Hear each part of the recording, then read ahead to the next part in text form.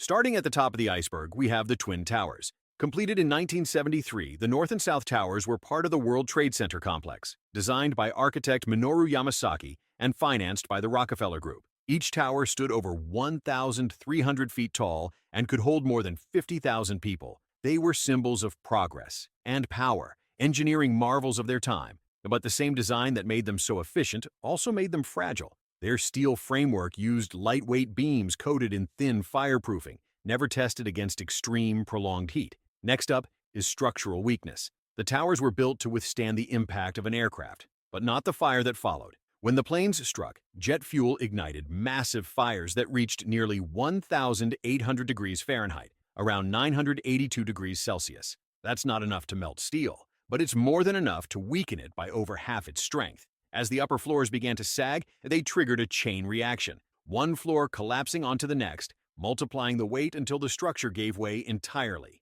Diving deeper, we reach Flight 93. It departed late that morning from Newark, heading to San Francisco. When passengers learned about the earlier attacks through phone calls, they made a decision. They fought back, forcing the aircraft down in a field in Pennsylvania before it could reach its intended target. No one survived, but their actions likely prevented even more devastation. Flight 93 became a symbol of unity and defiance. Strangers who made the hardest choice imaginable. Next, we find the Pentagon strike. At 9:37 a.m., another plane hit the western side of the Pentagon, tearing through walls and igniting massive fires. Thousands evacuated as first responders rushed in, navigating smoke-filled hallways to save as many as they could. It marked the first direct attack on the U.S. military's headquarters, showing that the events of that day were coordinated with chilling precision. Going further down, we reach the WTC-7 collapse. The building wasn't struck directly, but debris from the North Tower caused fires that burned for hours. Without water pressure to fight the flames, heat spread unchecked, weakening key structural columns.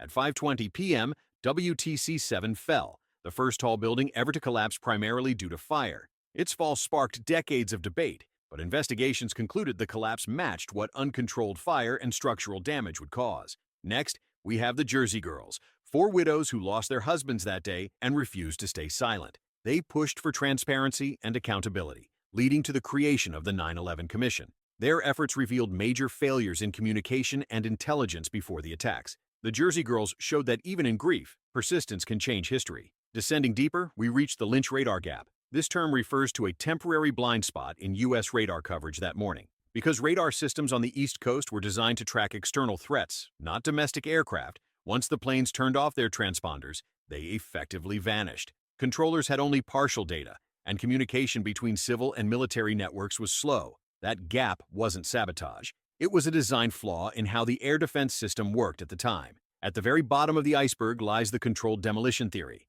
Many claimed the tower's collapse looked too symmetrical to be natural. They pointed to the dust clouds, the speed of the fall, and the way steel beams appeared to be cut cleanly. However, experts from multiple investigations, including NIST, found the evidence consistent with structural failure from fire and impact. The steel didn't melt. It softened, losing the ability to hold the immense weight above. What looked like precision destruction was simply gravity taking over once the internal supports gave way.